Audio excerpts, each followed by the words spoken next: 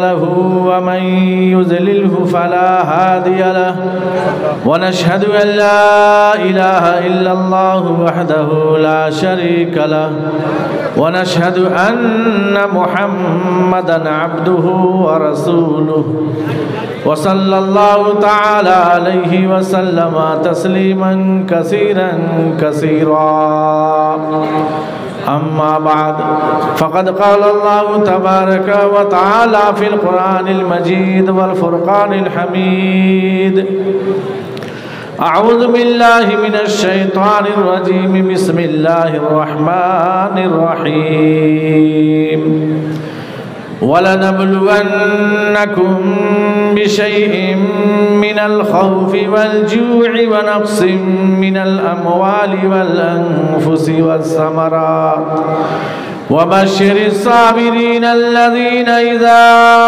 أصابتهم مصيبة قالوا إنا لله وإنا إليه راجعون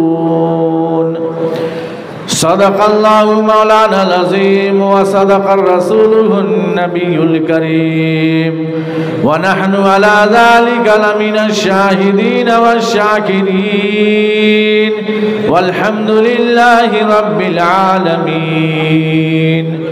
وقال النبي صلى الله عليه وسلم اسمع ويسمع لك كما قال عليه الصلاة والتسليم. میرے معزز علماء اکرام، حاضرین عظام، دور دراز سے تشریف لائے سامعین حضرات، میرے عزیز بچے، اسلامی اخلاق کی محترمہ ماں اور بہنیں، اللہ رب العزت نے ہم سب کو دین کی نسبت سے اکٹھا کیا ہے. اللہ تعالیٰ اس مجمع کو قبول فرمائے. آمین اللہم آمین. آج آپ حضرات بینر تلے سیرت النبی و اصلاح معاشرہ کے نام سے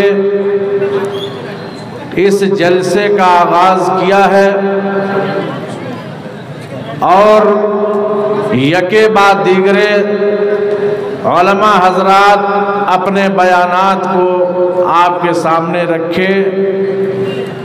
کوشش کریں کہ اللہ تعالی علماء کی باتوں پر عمل کی توفیق بخشے.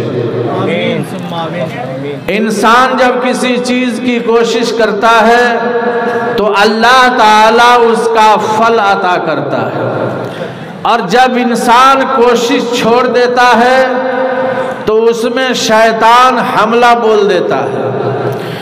جیسی جیسی انسان کی محنت، انسان کی کوشش عمل کے طرف بڑھتی ہے، اس میں نکھار پیدا ہوتا ہے.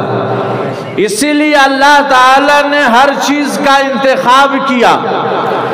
اللہ تعالیٰ پہلے انتخاب کرتا ہے اور اس انتخاب کے کرنے کے بعد ایک رزلٹ آتا ہے.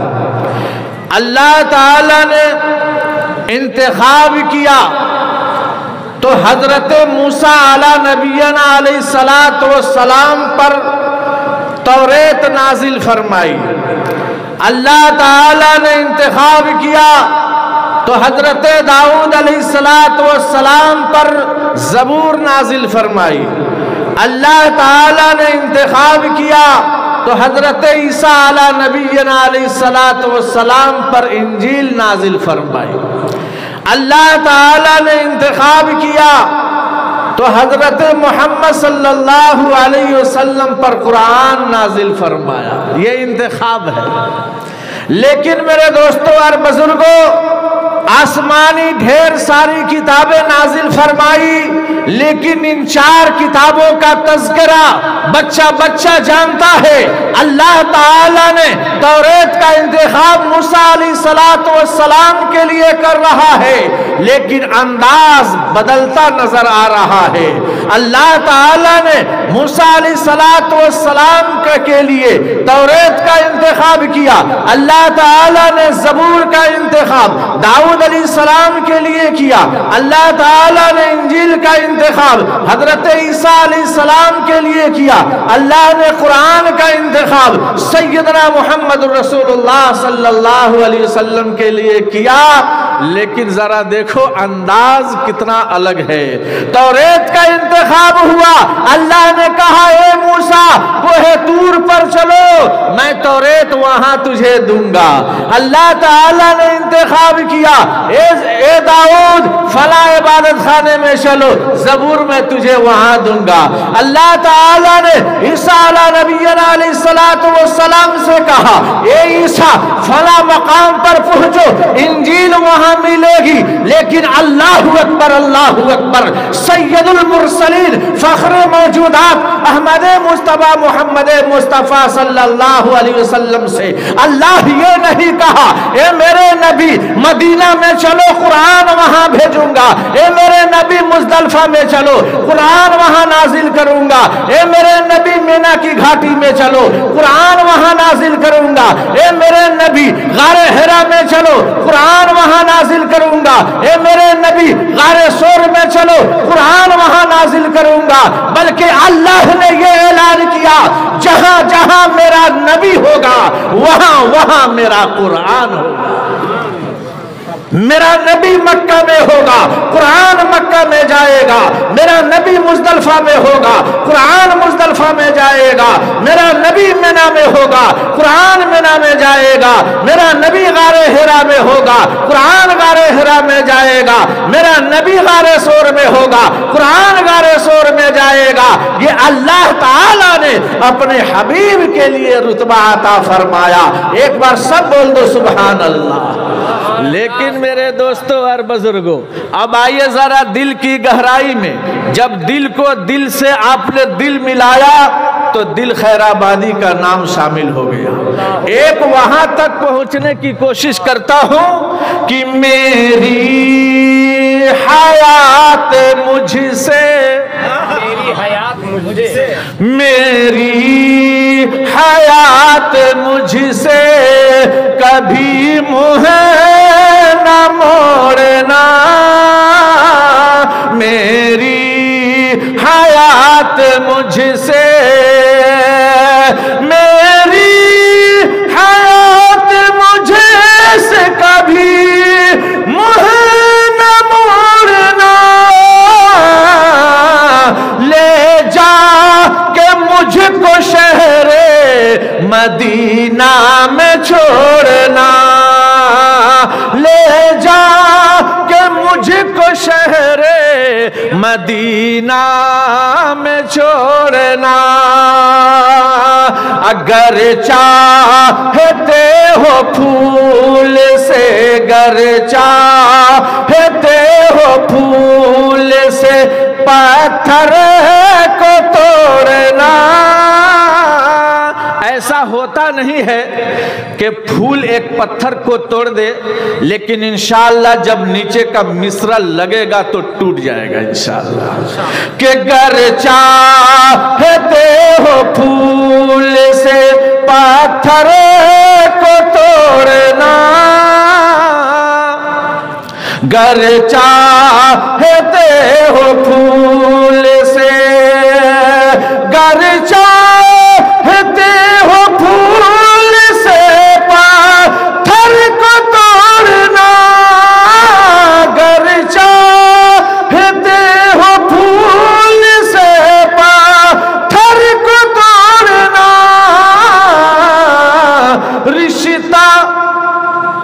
رشتہ رسول پاک کے سیرت سے جوڑنا، رشتہ رسول پاک کے سیرت سے جوڑنا۔ میرے دوستوں اور بزرگوں اللہ تعالیٰ نے نبی برحق صلی اللہ علیہ وسلم پر یہ قرآن کا انتخاب کیا، اسی نظام سے، اسی تربیت سے، اسی قرآن کے قانون سے انسان اور انسان میں بھی کلمہ لا الہ الا اللہ محمد رسول اللہ پڑھنے والے جب دل کو دل سے لگا لیتے ہیں، قرآن کو آئینہ بنا لیتے ہیں، اس کے نقش قدم پر چلنے لگتے ہیں تو اس میں نکھار پیدا ہوتا ہے۔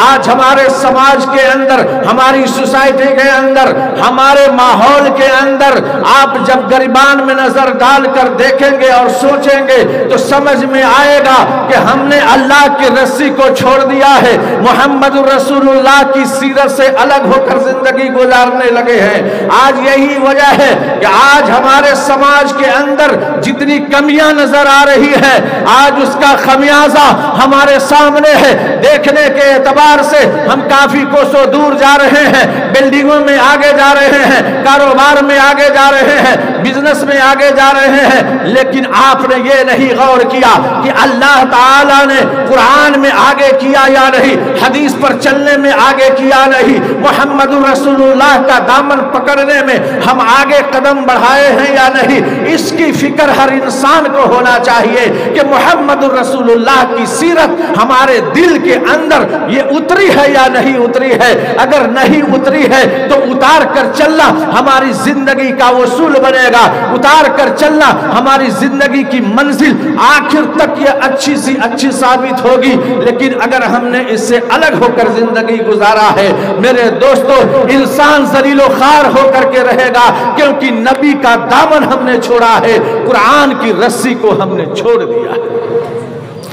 آپ کو بتانا چاہتا ہوں آخر وجہ کیا ہے کہ جب اللہ کے رسول صلی اللہ علیہ وسلم مکہ المکرمہ کو چھوڑ کر مدینہ المنورہ جا رہے ہیں، آپ نے علی مرتضیٰ سے کہا، اے علی مرتضیٰ، میں مکہ المکرمہ سے مدینہ المنورہ جا رہا ہوں، آج کی رات میرے بستر پر سو جانا، اور سنو، امانت والوں کو امانت دے دینا، قرض والوں کو قرض دے دینا، اور مدینہ میں آ کر مجھ سے مل لینا۔ حضرت علی مرتضیٰ اس بستر پر ہیں جس کا انتظار کفار مکہ کر رہے تھے کہ کس وجہ کس طرح سے میں نبی کو پروار کروں، نبی برحق پروار کروں۔ حضرت علی مرتضیٰ بستر پر سوئے ہیں، بستر رسول اللہ کا ہے، سونے والے حضرت علی مرتضیٰ ہیں، آپ نیند کی گہرائی میں سوئے ہیں، آپ کھراٹا لے کر سو رہے ہیں۔ حضرت علی مرتضیٰ جب سو چکے ہیں، کفار مکہ داخل ہو رہے ہیں، چادر کھینچی، دیکھا محمد رسول اللہ یہاں نہیں ہے، پوچھا اے علی آخر محمد کہاں؟ کہا کہ محمد رسول اللہ تو یہاں نہیں ہے، یہاں تو علی سویا ہوا ہے۔ اور اس زبردست نیند میں سو جانا کفار مکہ نے دیکھا تو کہا کہ اے علی تم اس طرح سے سو رہے ہو، کیا تجھے ڈر نہیں لگتا؟ کیا تجھے معلوم نہیں ہے کہ چاروں طرف سے کفار مکہ گھیرے ہوئے ہیں، پھر بھی اس طرح سے سو رہے ہو؟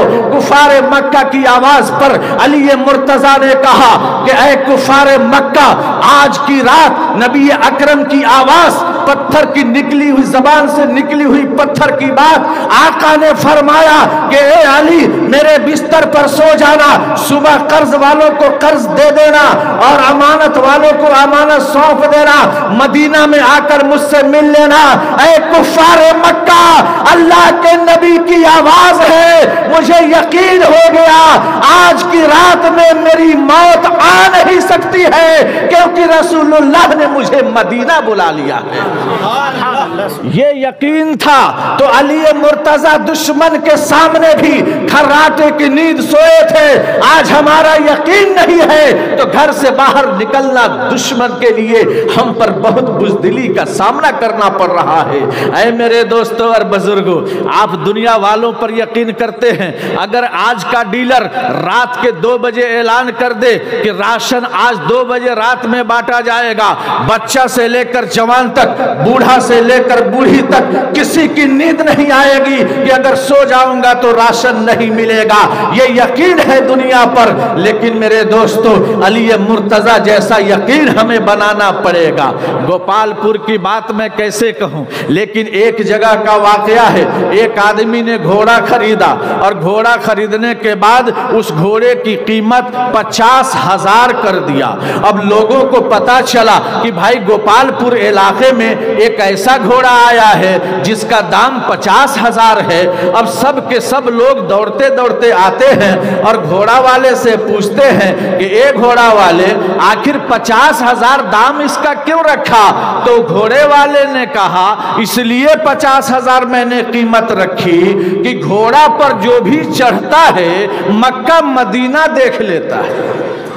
अब लोगों को ताज्जुब हुआ, या अल्लाह, गोपालपुर के घोड़े पर मैं बैठूंगा और यहां से मक्का मदीना देख लूंगा, इससे बेहतर और क्या होगा।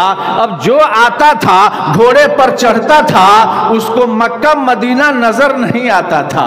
जाहिर सी बात है उड़ीसा में हम घोड़े पर बैठेंगे तो मक्का मदीना कैसे देखेंगे। लेकिन होता क्या था, घोड़ा वाला अपने पास बुलाता था और चढ़ने वाले से कहता था कि सुनो, अगर घोड़े पर तू चढ़ा और मक्का मदीना नहीं देखा तो सबसे बड़ा पापी तू ही कहलाएगा।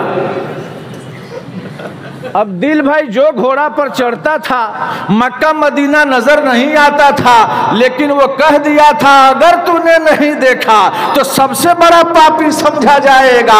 अब जो घोड़ा पर चढ़ता था कहता था अल्लाहू अकबर, मैं मक्का भी देख रहा हूँ मदीना भी देख रहा हूँ। अब सबको समझ में आ जाता था, सब लोग आते थे, चढ़ने से पहले वो समझा देता था। ये बात का चर्चा चलते चलते बादशाह तक पहुंचा। बादशाह ने कहा ए वजीर, वजीर ने कहा जी हुजूर। कह रहे चलो फला जगह एक घोड़ा आया है, सुना है बड़ी खूबी है। कहा चलिए।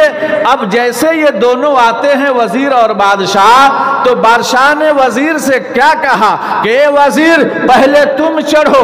वजीर जब घोड़े के पास गया तो घोड़ा वाले ने बुलाकर कहा ए वजीर सुनो, जितने लोग घोड़े पर चढ़े हैं सबने मक्का मदीना देखा है, अगर तू नहीं देखेगा तो सबसे बड़ा पापी समझा जाएगा। अब ये भी घबरा गया, या अल्लाह लोग क्या कहेंगे, अगर मुझे नजर ना आए तो लोग क्या कहेंगे। अब जैसे घोड़ा पर चढ़ा न मक्का दिखाई दे रहा है न मदीना दिखाई दे रहा है, परेशानी बढ़ी। लेकिन चूंकि वो समझाया था कि अगर तूने नहीं देखा तो सबसे बड़ा पापी समझा जाएगा। अब उसने क्या कहा, ए बादशाह सलामत, मैं मक्का भी देख रहा हूं मदीना भी देख रहा हूं, यही तो खूबी है इस घोड़े में। अब मेरे दोस्तों और बुजुर्गों, अब उसने क्या कहा, ए वजीर तुम नीचे आओ मैं चढ़ता हूं।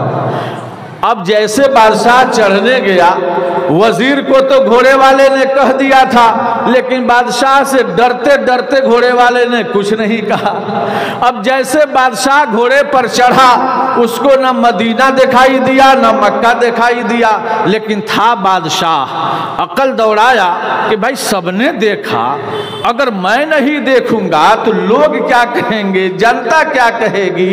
तो एक सीढ़ी और ऊपर चढ़ गया। कहा ए वजीर, कहा जी हुजूर, अरे तूने कुछ नहीं देखा, मैं जब घोड़े पर चढ़ा हूं तो एक तरफ मक्का नजर आ रहा है, एक तरफ मदीना नजर आ रहा है और सामने जन्नतुल फिरदौस नजर आ रहा है। एहसास करो मेरे दोस्तों और बुजुर्गों कि दुनिया की बातों पर सबको यकीन हो जाता है, लेकिन आखिरत की बात पर हमें यकीन नहीं होता।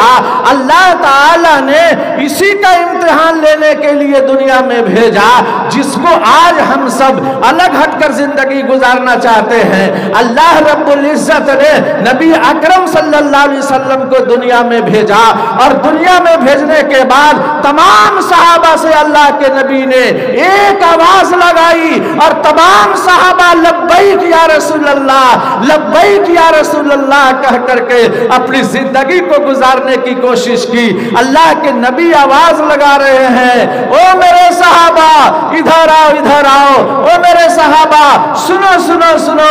आज एक आवाज लगाता हूं। अल्लाह के नबी आवाज लगा रहे हैं, ए मेरे सहाबा गजवा तैयार है, तुम भी तैयार रहो, जाओ अपने अपने घरों में जिससे जितना हो सकता है लेकर के आओ। तमाम के तमाम सहाबा जा रहे हैं, जिससे जितना बन सका सब लेकर हाजिर हुए। हजरत उमर फारूक भी आ रहे हैं, हजरत उस्मान गनी भी आ रहे हैं, हजरत अबू बकर सिद्दीक भी आ रहे हैं। और हर सहाबी से ये फिक्र में है, आज इंशाअल्लाह मैं फला सहाबी से इबादत में बढ़ जाऊंगा, फला सहाबी से नेकी में बढ़ जाऊंगा। अल्लाह के रसूल पूछते हैं, ए मेरे सहाबी आज तुम क्या लाए हो? ए अबू बकर क्या पेश करते हो? अबू बकर सिद्दीक कहते हैं, या नबी अल्लाह आज आपकी खिदमत में सिर्फ रसूल और अल्लाह के छोड़कर सारी चीजें आपकी खिदमत में है। उमर फारूक से पूछा जाता है, ए उमर फारूक तुम क्या लाए हो?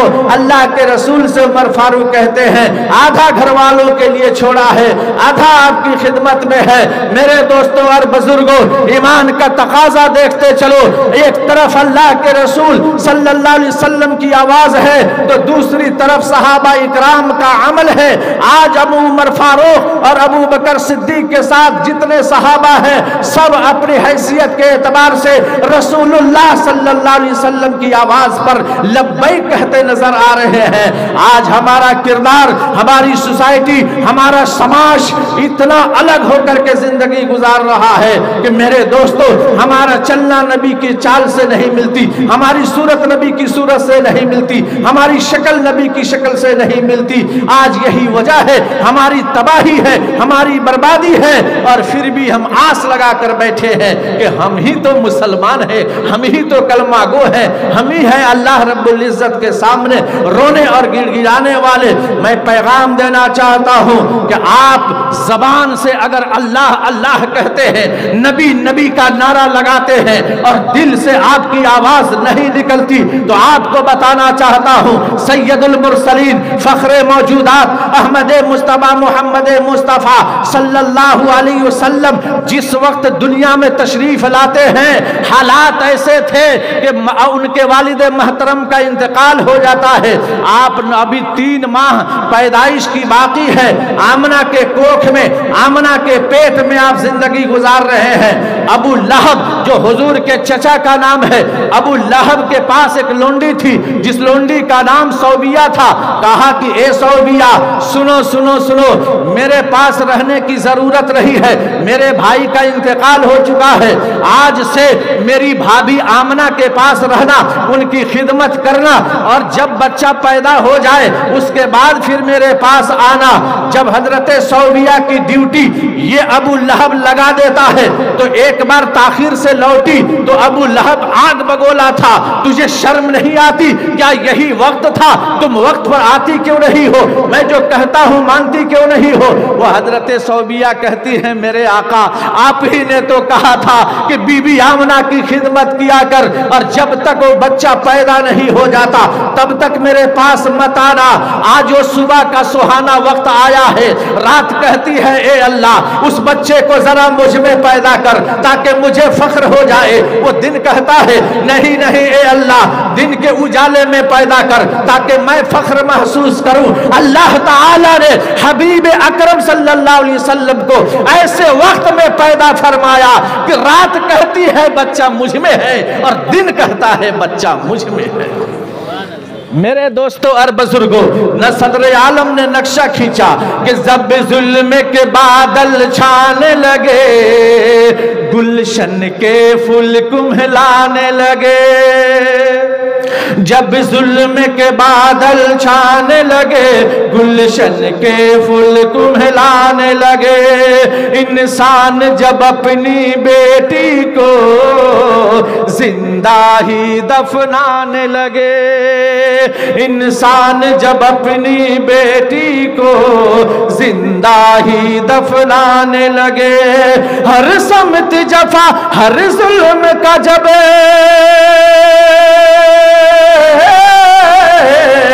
ہر سمت جفا ہر ظلم کا جب گرم ہوا بازار، محمد آ گئے محمد آ گئے محمد آ گئے محمد آ گئے. جب ظلم کے بادل چھانے لگے، گلشن کے پھول کمہلانے لگے، انسان جب اپنی بیٹی کو زندہ ہی دفنانے لگے. ہر سمت جفا ہر ظلم کا جب ہر سمت جفا ہر ظلم کا جب گرم ہوا بازار، محمد آ گئے محمد آ گئے محمد آ گئے محمد آ گئے. اے میرے آقا، اس لیے میں دیر سے آپ کی خدمت میں حاضر ہوئی. کیا کہا تو سچ بولتی ہے؟ ہاں میں سچ بول رہی ہوں. کیا وہ بچہ آ چکا ہے؟ ہاں ابھی صبح کا سہانا وقت میں تشریف لایا. کیا تم نے آنکھوں سے دیکھا؟ ہاں میں آنکھوں سے دیکھا. وہ بچہ کیسا لگا؟ چاند اور سورج پھیکا نظر آ رہا ہے، لیکن وہ بچہ کا روشن بہت اچھا ہے. کہا سنو سنو، اگر تو سچ بولتی ہے آج میں تجھے آزاد کرتا ہوں، میرا غلام نہیں رہے گی، میری باندی نہیں رہے گی، جا میں تجھے چھوڑتا ہوں. اس وقت ابو لہب کے جسم پر ایک یمن کی چادر تھی، اس چادر کو اتارا اور مارے خوشی کے باندی کے جسم پر رکھ دیا. اے لونڈی پردہ کر پردہ، آج کے بعد سے تو آزاد ہے، میری باندی نہیں. اتنی خوشخبری دی ہے کہ میں تجھے آزاد کرتا ہوں. ابو لہب نے لونڈی کو آزاد کر دیا. لیکن میرے دوستو، کیا اتنا کرنے کے بعد بھی اللہ کی خوشی ہوئی یا نہیں؟ اللہ تعالیٰ نے کہا اے ابو لہب، اتنی تو نے آج محمد کی آمد پر خوشی جتائی ہے، لیکن مجھے پسند نہیں، اس لیے کہ ابو لہب نے تو اللہ کو مانا تھا، اللہ کی نہیں مانا. محمد کو مانا تھا، محمد کی نہیں مانا. رسول کو مانا تھا، رسول کی نہیں مانا. حدیث کو مانا تھا، حدیث کی نہیں مانا. اللہ نے قرآن اتارا، تبت یدا ابی لہب وتب ما اغنی عنہ مالہ وما کسب. ٹوٹ جائے ابو لہب کے دونوں ہاتھ، برباد ہو جائے اہل و عیال کے ساتھ، اپنی بیوی اپنے بچوں کے ساتھ. پتہ یہ چلا میرے دوستوں اور بزرگوں، اللہ کے ساتھ اللہ کی، محمد کے ساتھ محمد کی، قرآن کے ساتھ قرآن کی، حدیث کے ساتھ حدیث کی جب لو لگا لیں گے انشاءاللہ بیڑا پار ہو جائے گا.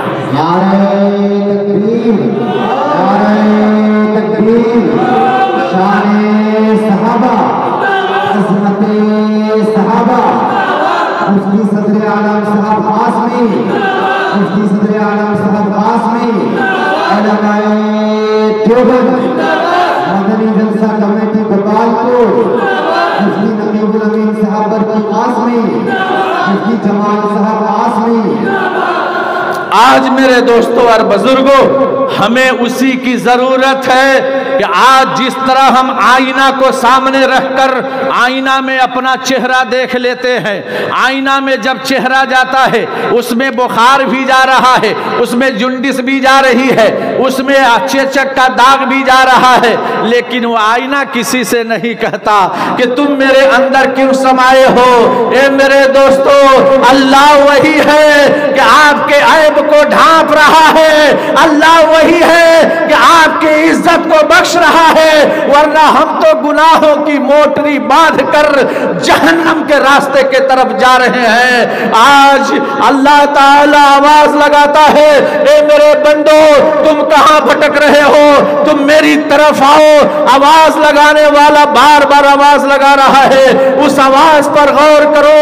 میرے نبی کا نام بار بار آ رہا ہے، اس نبی کی آواز پر لبیک کہو. آج میرے دوستوں اور بزرگوں، ایک گھر کا گارجین نہیں بننا چاہتا، ایک گھر کی ماں نہیں بننا چاہتی، ایک گھر کا بڑا بھائی کا حق ادا نہیں کرنا چاہتا، تو بتاؤ، میں پوچھنا چاہتا ہوں کہ رسول کی سنت کا جنازہ نکلتا ہے یا نہیں؟ اللہ کے احکامات ہماری زندگی سے ہٹتے ہیں یا نہیں؟ اللہ تعالیٰ نے بخشا ہے، زندگی بخشی ہے، اللہ نے آنکھیں دی ہیں، اللہ نے ہاتھ دیے، اللہ نے پیر دیے، اللہ تعالیٰ نے طاقت عطا فرمائی، اللہ تعالیٰ نے تندرستی دی، اللہ نے جوانی عطا فرمائی، آخر دے کر اللہ کچھ تو کہہ رہا ہے کہ میرے بندو اگر اس میں سے ہلکا کھینچ لوں تو کیا تم صحیح رہو گے؟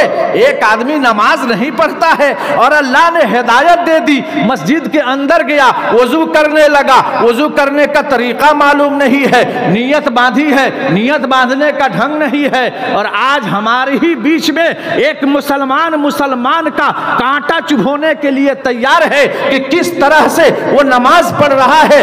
آج شیطان بن کر بھٹکاتا ہے، لیکن آج انسان شیطان بن کر بھٹکاتا نظر آ رہا ہے۔ وہ 40-50 سال کا انسان جب اللہ اکبر کی آواز سنا اور یا الفلاح، آؤ کامیابی کی طرف، رات کی اندھیری میں سوچتے اللہ سے مانگا، اے اللہ میری زندگی برباد ہوتی چلی گئی، اے اللہ آج تو توفیق بخش دے، میں فجر کی نماز سے شروع کرتا ہوں، فجر کی نماز میں اذان ہوتے مسجد میں گیا، کبھی وضو ٹھیک سے نہیں کیا، کبھی نماز پڑھنے کا سلیقہ نہیں سمجھا، جا کر نماز پڑھنے لگا، اور اسی میں ایک آدمی نے کہا شرم نہیں آتی، 50 سال کی عمر ہو گئی، نہ وضو کرنے کا ڈھنگ ہے، نہ نماز پڑھنے کا ڈھنگ ہے، اس سے تو بہتر تھا تم مسجد میں نہیں آتا۔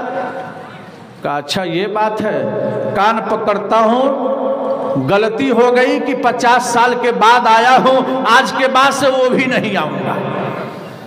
اب غور کرو میرے دوستوں اور بزرگوں، ایک گاؤں کا چودھری 10 آدمی کو لے کر گھیر کر بیٹھا ہے، خود بے نمازی ہے، خود بے سلیقہ ہے، اور 10 آدمی کو لے کر بیٹھا ہے۔ امام صاحب کو رحم آ گیا، کہا کہ سنیے، ہم لوگ تو جماعت سے جڑے ہوئے ہیں، اگر چودھری کو کچھ ہم لوگ سمجھاتے، کچھ لالچ دیتے، بڑا لالچی قسم کا ہے، چلو کچھ کہا جائے، ہو سکتا ہے ہماری بات کو مان لے۔ امام صاحب گئے، جا کر کہے چودھری صاحب آپ 10 آدمی کو جھنڈ بنا کر بیٹھتے ہیں، ایسا کیوں نہیں کرتے، نماز آپ بھی پڑھتے تو آپ کے پیچھے یہ جتنے ہیں سب کے سب نمازی بن جائیں گے۔ تو انہوں نے کہا مجھے کیا ملے گا، ان 10 کو لے کر مسجد میں جاؤں گا۔ امام صاحب نے کہا آپ کو ایک بھینس دوں گا، کہا اس سے فائدہ تو 10 کلو دودھ دے گی، اور 10 کلو دودھ والی بھینس آپ کو مل جائے گی، لیکن شرط یہ ہے کہ 40 دن آپ کو نماز پڑھنی ہے۔ کہا بس، تو 40 دن کون بڑی بات ہے، نماز پڑھنے لگا۔ جب 40 دن سے ایک دن پہلے 39واں دن آیا تو امام کو بلا کر کہا امام صاحب ایک دن باقی ہے، یاد ہے نا؟ کہا ہاں یاد تو ہے، آپ ایک دن اور پڑھ لیجئے۔ اب 40 دن جب نماز پڑھ لیا، امام صاحب تو اس مقصد سے کہے تھے کہ اگر یہ 40 دن نماز پڑھ لے گا تو مجھ سے بھینس نہیں مانگے گا، لیکن 40واں دن آیا تو کہا امام صاحب 10 کلو دودھ دینے والی بھینس لائیے، میں 40 دن نماز پڑھ چکا ہوں۔ امام صاحب نے کہا کھانا آپ دیتے ہیں، پانی آپ کے گھر سے آتا ہے، عیدین کے کپڑے آپ دیتے ہیں، تنخواہ میری آپ دیتے ہیں، میں تو اس لیے کہا تھا کہ آپ جب مجھے موقع عطا کریں گے، 40 دن آپ نماز پڑھ لیں گے تو آپ کہیں گے اے امام تو نے تو راستہ دکھا دیا ہے، مجھے یہ نہیں چاہیے۔ اب وہ چودھری کہتا ہے کہ یہ مجھے پہلے سے ڈر تھا کہ جس کی تنخواہ میں دوں، کپڑے میں دوں، عیدین بقرعید کے سارے اخراجات میں دوں، تو یہ مجھے 10 کلو دودھ دینے والی بھینس کہاں سے دے گا؟